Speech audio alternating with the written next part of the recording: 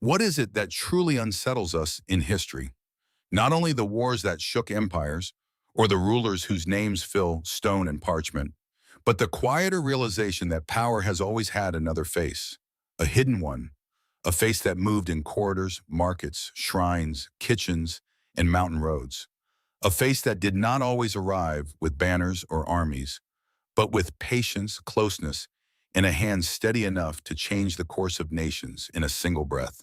Again and again across the ancient and medieval world, the same unsettling pattern appears. A trusted official falls in a crowded square. A governor vanishes from behind guarded walls. A court trembles, not because it has been defeated in battle, but because someone has reached its center without warning. The event itself may last only seconds. The echo lasts for generations, because what frightens people is never only the death. It is the deeper question left behind. Who was close enough to do it? And how long had they been there? From Persia to Judea, from the palaces of Cairo to the mountain provinces of Japan, from caravan roads in India to the guarded chambers of the Ottoman court, history preserves fragments of organizations built not around spectacle, but around precision. Some were driven by belief, some by survival. Some served the state, others fed on its weaknesses. Yet they shared a common logic. They understood that the strongest walls in the world mean little once trust has been breached from within. This is not simply a story about killers in the shadows. It is a story about systems, about loyalty, fear, memory, and the fragile architecture of human authority. Because beneath every empire's public face lies an invisible struggle over access, belief, and control.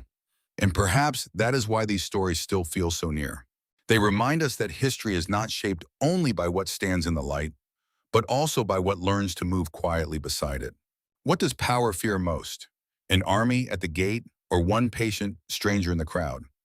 In 1092, on a road between Isfahan and Baghdad, one of the most influential men in the Seljuk world paused to hear a petition. Nizam al-Mulk was not just a minister. He was the machinery of empire in human form, a man whose decisions could redirect armies and reshape entire provinces. Then, in the ordinary rhythm of public access, a figure stepped forward. A blade flashed once. The vizier fell. The attacker did not flee. That moment became larger than a murder. It suggested a terrifying possibility, that the true weakness of an empire was not at its border, but at the point where ceremony required trust. The group later remembered in both history and legend as the Hashshashin understood this with unusual clarity. From mountain strongholds such as Alamut, they did not wage war like a conventional state. They did something more subtle. They sent messages written in proximity. Their strength was not numbers. It was discipline. Their operatives could wait months, even years, under the cover of ordinary life. A servant, a scholar, a traveler, a clerk. The disguise mattered less than the patience behind it. When the strike finally came, it was often public enough to be witnessed and intimate enough to be unmistakable. A dagger, not a battlefield. Presence, not spectacle. Over time, stories exaggerated them. Myth attached itself to their name, as myth often does when fear outlives evidence. But beneath the embellishment lies something more human and more unsettling. They revealed how belief, organization, and endurance could make a small network feel larger than an empire. A single death could alter negotiations, isolate rulers, and turn every familiar face into a question. And perhaps that is the deepest wound they left behind, not simply the lives they took, but the atmosphere they created. Once trust becomes uncertain, even a palace begins to feel like open ground. How do you govern a city when danger no longer comes from the hills, but from the shoulder beside your own? In the first century, Jerusalem was already a place of pressure. Faith, empire, grief, and hope were pressed together inside narrow streets. Roman rule stood over the city with the hard confidence of stone, taxes, and military order. Yet beneath that visible structure moved another reality, quieter and harder to contain. During festivals and crowded market days, when bodies pressed close and attention scattered, certain killings seemed to happen almost without warning. A cry, a stumble, a man in official robes collapsing into dust. By the time guards understood what had happened, the crowd had already absorbed the hand that struck. The group later remembered as the Sicarii built its reputation on that terrifying intimacy. Their weapon was small enough to hide beneath a cloak, quick enough to vanish after a single motion, and powerful enough to leave an empire feeling suddenly exposed. They were not dangerous because they could defeat Rome in open battle. They were dangerous because they turned ordinary public life into a field of uncertainty. The marketplace, the pilgrimage, the religious gathering, the shared space of devotion itself, these became places where loyalty could no longer be read at a glance. A collaborator, a local official, a symbol of occupation could be reached in the middle of everyone. And once that became possible, authority changed shape. It stiffened. It looked over its shoulder. It began to fear proximity. History remembers the Sicarii through the language of enemies, which often flattens motive into accusation. But even through hostile records, something larger comes into view. This was not only rage, it was method. Cells, concealment, selective targets, and the strategic use of public fear. Rome could station soldiers at the gates, but it could not fully control the invisible currents within the people it governed. And that may be the old lesson hidden here. Power can occupy land, it can build roads, towers, and fortresses, but the human crowd remains its own terrain. And no empire has ever held that ground completely. Can a palace ever truly be sealed if the danger has already learned its hallways by heart? In 1021, Cairo awoke to an absence. Al-Hakim, Bi'amr Allah, the Fatimid caliph, had ridden out into the night and did not return. His donkey came back alone. Later, pieces of clothing were found, marked by damage and darkened by what looked like blood. But the body was never recovered. In the silence that followed, rumor moved faster than certainty. Some spoke of betrayal. Others turned to faith, mystery, or myth. Yet beneath the speculation lay a simpler and more unsettling possibility. The center of power had been breached not from outside, but from within. The Fatimid court was a world of gates, protocols, and rank. Access to the ruler passed through chamberlains, servants, eunuchs, scribes, guards, and advisors. On the surface, it was a fortress made of ceremony. But court life has always depended on familiarity. Meals must be prepared. Messages must be carried. Doors must be opened by trusted hands. Over time, those ordinary acts become the hidden architecture of vulnerability. Across the dynasty's history, chroniclers hint at quiet removals, sudden reversals, and disappearances that felt too precise to be accidents. The mechanism was rarely public. It lived in placement, patience, and control of information. A stable boy might become a watcher. A kitchen servant might learn who dined with whom. A clerk might decide which report reached the right eyes and which vanished into paper and dust. The palace did not need to be stormed. It could be studied, inhabited, and slowly turned against itself. This is what makes internal networks so difficult to name. They do not always look like organizations in the dramatic sense. Often they resemble loyalty arranged in layers, each person holding only part of the whole. A poisoned cup, a delayed warning, a missing witness. Nothing grand, yet everything altered. And perhaps that is the oldest lesson of courtly power. The more a ruler depends on intimacy, the more fragile the throne becomes. Because no wall is more vulnerable than the one built out of trust. What happens when the deadliest weapon in a kingdom is not a sword, but a cup placed gently into someone's hand? In many royal courts of the ancient and medieval world, death did not always arrive with noise. Sometimes it came in silence, dissolved into wine, broth, medicine, or perfume. Poison occupied a strange space in the human imagination. It felt intimate, almost invisible, and for that reason, deeply unsettling. A blade announces conflict. Poison suggests something colder, planning, access, and the quiet erosion of trust from the inside out. In imperial India, in Hellenistic courts, in Rome, in Persia, and far beyond, rulers feared the people closest to their table as much as the enemies beyond their borders. Food tasters became essential, not because poison was everywhere, but because the possibility could never be dismissed. Kitchens turned into political theaters. Servants were screened. Ingredients were guarded. The route from preparation to platter became a corridor of suspicion. Every meal carried a question hidden beneath its ritual. Around this fear grew networks of specialists, people who knew plants, minerals, dosages, symptoms, and timing. Some served kings as protectors. Others served ambition. Knowledge itself became double-edged.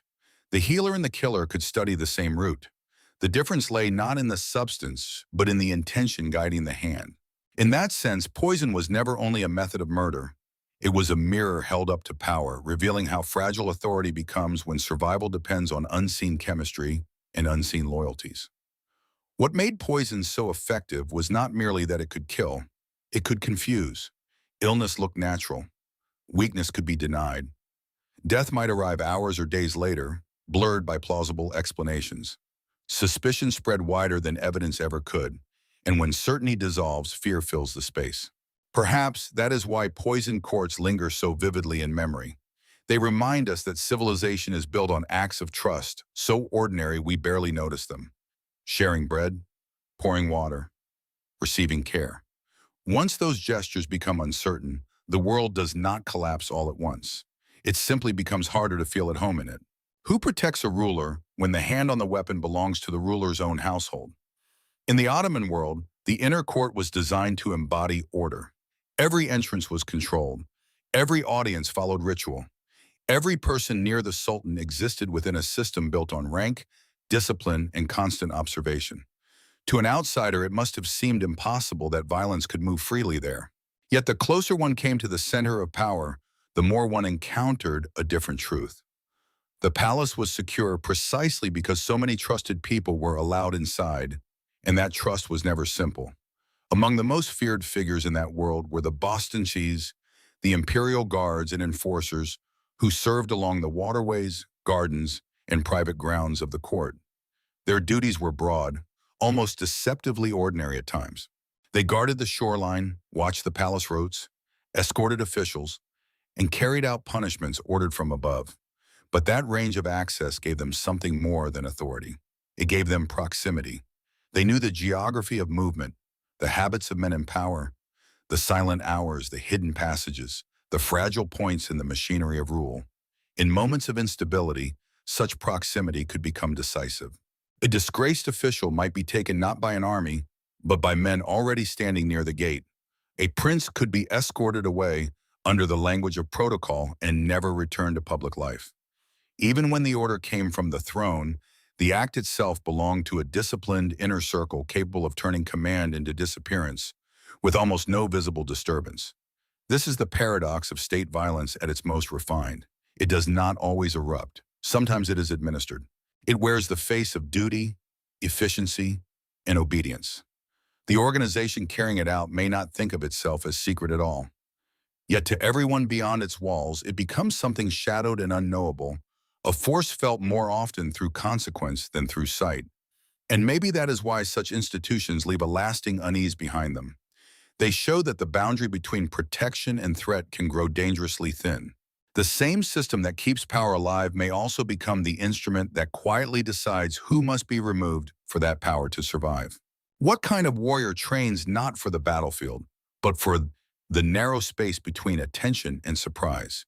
In medieval Japan, memory preserves the image of the ninja as something almost supernatural, a figure dressed in darkness, moving soundlessly across rooftops, appearing and vanishing like mist. But behind the legend was a more grounded and more revealing reality. These operatives, especially those associated with the regions such as Iga and Koga, were not creatures of fantasy. They were practitioners of observation, infiltration, disguise, and timing. Their true power lay not in magic, but in an intimate understanding of how people lower their guard. Feudal Japan was a landscape of shifting loyalties. Lords competed, alliances bent, and survival often depended on information gathered before armies ever moved. In that environment, the person who could enter unnoticed became as valuable as the soldier who could fight in plain view. A messenger could be intercepted. A storehouse could be burned. A castle's routines could be mapped from within. A door left unlatched at the right moment could accomplish what weeks of siege might fail to do. What made these networks so enduring in cultural memory was their flexibility. They adapted to the ordinary world. A traveler, a monk, a laborer, an entertainer, even a servant carrying out familiar tasks.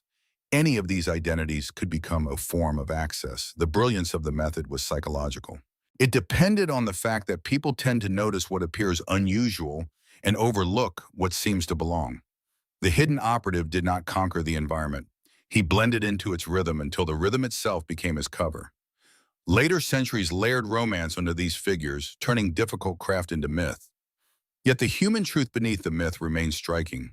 The ninja tradition reflects a world in which intelligence, patience, and restraint could matter as much as force. It reminds us that history is often shaped by those who understand perception better than spectacle. And perhaps that is why the image still lingers. Not because we believe in invisible warriors, but because we recognize how vulnerable every system becomes when someone learns to move inside it without being seen. Can a kingdom defend itself if the danger already knows its roads, its walls, and the shape of its sleep? In the Indian subcontinent, long before modern intelligence services took form, rulers understood that survival depended on more than armies and fortifications. Courts employed networks of watchers, couriers, informants, and covert agents, whose work rarely entered heroic poetry, yet often determined whether a kingdom endured. In texts on governance and statecraft, one finds a sober recognition that power is never blind for long. Someone is always listening. The only question is for whom. These systems were not built solely for dramatic acts of elimination, though assassination was never absent from the political imagination. Their deeper function was subtler. They mapped loyalties. They tested ministers. They monitored rivals, provincial governors, military officers, merchants, and wandering holy men. Some agents traveled in disguise. Others entered religious communities, markets, caravans, or households. The method rested on an old and durable insight. People reveal themselves differently depending on who they believe is watching. And yet intelligence gathering and targeted violence lived very near each other. Once a ruler possesses accurate knowledge of a rival's habits, routines, fears, or vulnerabilities, the distance between observation and intervention becomes very small. A convoy can be delayed. A messenger can be replaced. A trusted guard can be bribed. A death can be arranged to look like illness, banditry, or fate. In this way, organized secrecy does not always announce itself with a famous name. Often it appears as administration sharpened into something more dangerous. What makes these ancient spy systems so compelling is their familiarity. Even in a world of elephants, handwritten orders, and torchlit roads, the underlying logic feels modern. Information creates leverage. Access creates power. And the most effective forms of control are often the least visible to those living beneath them. Perhaps that is the enduring reflection here. Every society imagines that danger comes from the outside first, but history suggests something quieter and more difficult to face. The turning point often begins with knowledge gathered in silence, by people standing close enough to hear the private machinery of human intention. What survives longer? The empire that commands obedience, or the memory of those who learned to resist it from beneath the surface? In ancient Rome, power liked to appear solid. It announced itself in roads, aqueducts, military discipline, and law carved into public life. But Rome also understood, perhaps better than most civilizations, that order was fragile. Beneath every formal structure lay another world of whispers, private loyalties, purchased silence, and calculated removal. Official history preferred clean narratives. Real power was rarely that clean. The late Republic and early Empire were shaped not only by famous battles and Senate speeches, but by networks of informers, bodyguards, freedmen, household servants, and political clients whose closeness to elite life made them quietly decisive. A conspiracy did not need to involve thousands. It only needed a few people near the right doorway, the right document, the right meal, or the right sleeping chamber. The assassination of Julius Caesar remains history's most iconic example of political murder. Yet the broader Roman world was filled with smaller acts of engineered disappearance, coerced suicide, and selective elimination. What made Rome especially revealing was its obsession with loyalty. Emperors feared generals. Generals feared rivals. Senators feared accusation. Even friendship could become a liability if power changed hands. In that climate, hidden organization thrived. Some networks served the state, gathering intelligence and exposing plots. Others formed inside the cracks of ambition itself, where political survival required secrecy, timing, and deniability. Violence was often most effective when it could still wear the mask of legality. This is where history becomes less theatrical and more human. The Roman world reminds us that institutions do not remove fear. They often refine it. They give suspicion procedures, titles, and robes. A death sentence may be signed in public, but the decision behind it is often born in private rooms where trust has already begun to decay.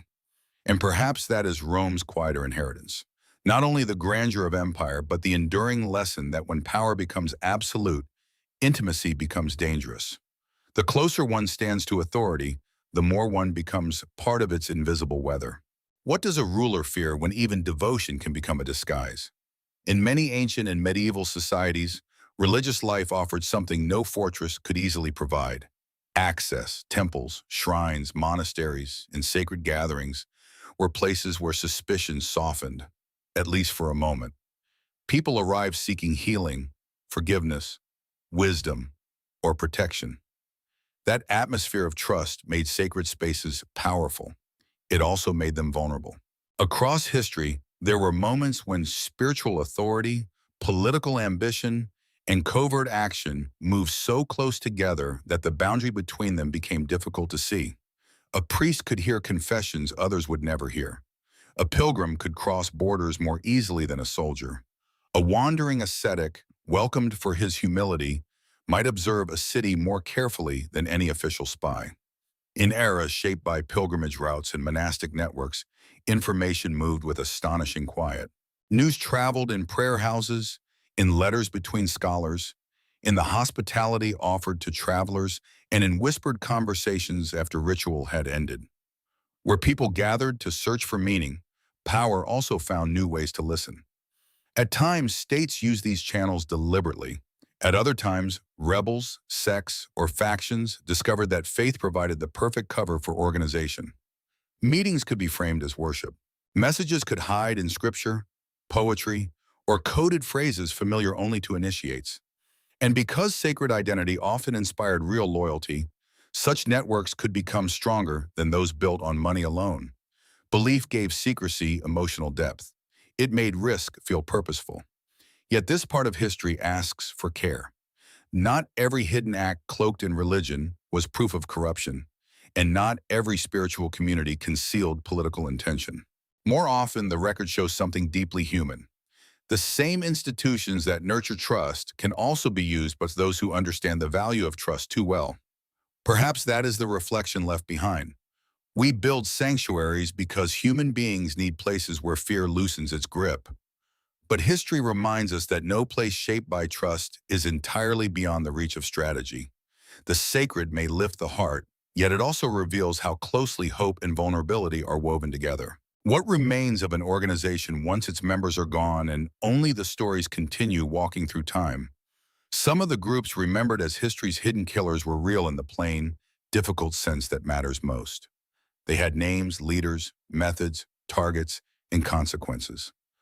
Others survive in a more uncertain space, part evidence and part atmosphere. Chroniclers exaggerated, enemies invented details, victors rewrote motives. Over centuries, the line between a disciplined network and a haunting legend often began to blur. Yet that blurring is itself part of the story, because fear rarely preserves events exactly. It preserves feelings.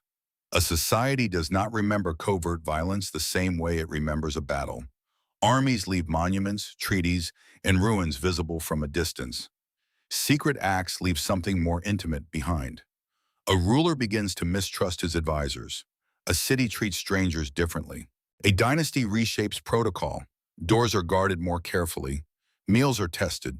Ceremonies grow rigid. In other words, the true legacy of these organizations is not only in whom they killed, but in how they altered the emotional climate around power. This is why legends expand around them. People want a shape for what once felt ungraspable. They build stories around hidden fortresses, coded messages, sleeper agents, poison rings, and impossible escapes. Some of those tales carry a grain of truth. Others reveal a different kind of truth, the human need to give mystery a face. When danger seems too quiet, imagination makes it visible. It turns uncertainty into narrative. But there is also humility in that process. The myths surrounding these groups remind us how incomplete the historical record can be. We inherit fragments, often written by frightened witnesses or political enemies, and try to build coherence from what remains. In doing so, we reveal something about ourselves as well. We are still trying to understand how small groups can unsettle vast systems, how secrecy amplifies power, and why hidden intent troubles us more deeply than open force. Perhaps the answer lies in memory itself. We can survive visible violence by naming it.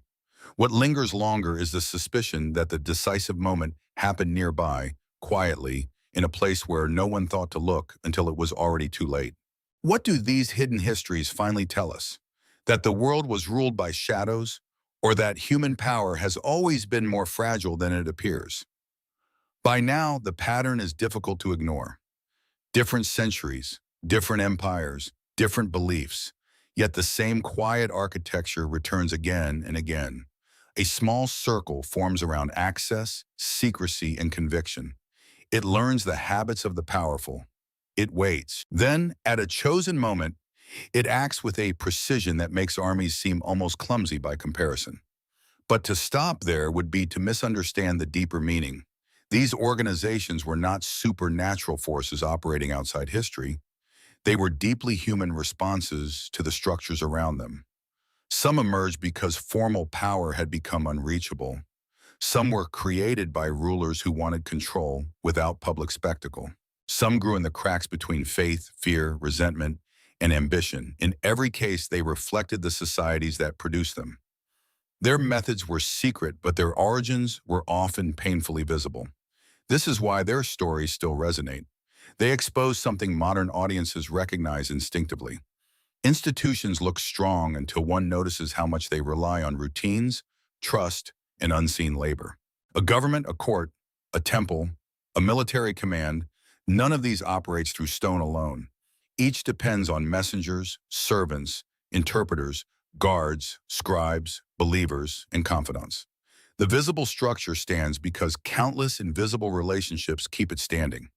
And wherever such relationships exist, so does the possibility of betrayal, intervention, or quiet refusal. There is a sobering comfort in this realization. It reminds us that history is not moved only by grand abstractions like empire or destiny. It is moved by individual choices made in narrow rooms, on dark roads, at shared tables, or in crowded streets. The hidden hand matters not because it is mystical, but because it is human.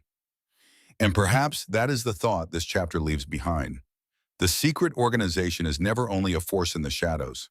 It is also a mirror, showing us that every structure of power, no matter how monumental, is finally made of people. And people are never as predictable, loyal, or transparent as authority hopes they will be. What have we really been following all this time?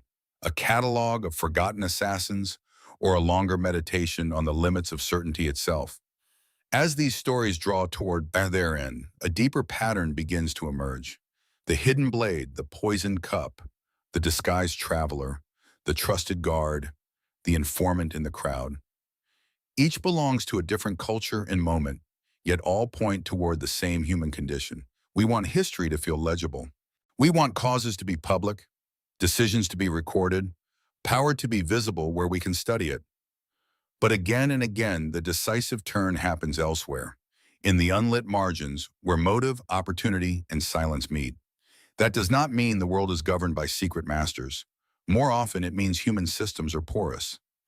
Empires speak the language of permanence, but they are held together by breath, habit, and belief. A single act can reveal how provisional that arrangement always was. One trusted person falters. One warning arrives too late. One private grievance joins itself to a larger cause.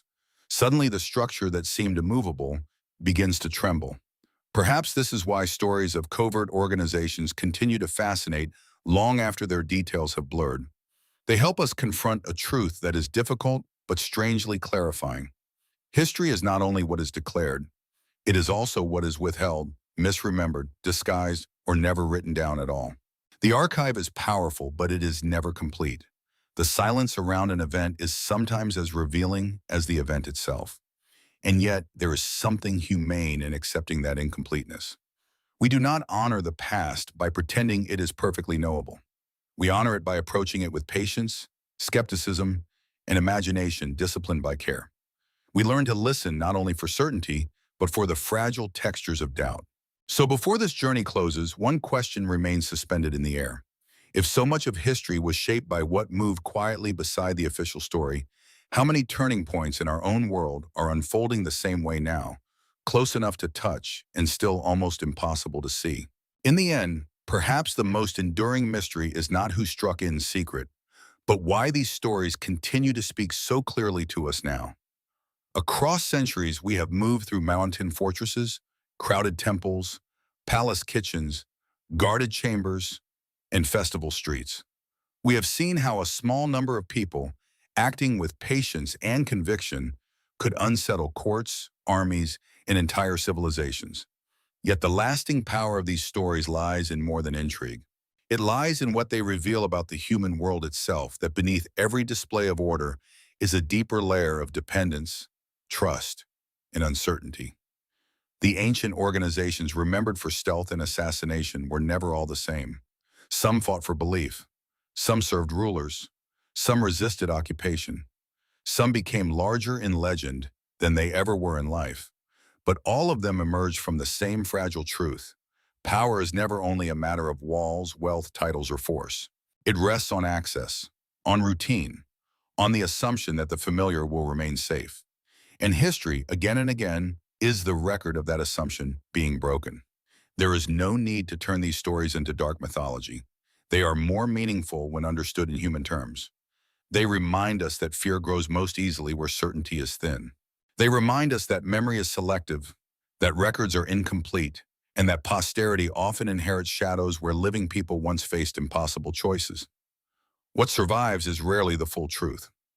More often, it is a pattern of questions passed from one generation to the next. Maybe that is why these hidden histories still matter. Not because they offer simple answers, but because they ask us to look more carefully at how societies hold together and how quietly they can come apart. They invite humility in the face of the past and compassion in the face of those who lived inside its uncertainty. And so the final image is not of a dagger, a poisoned vial, or a masked figure disappearing into the night. It is of humanity itself, searching the dim edges of memory, trying to understand how much of history was shaped by what stood in the light and how much by what moved just beyond it.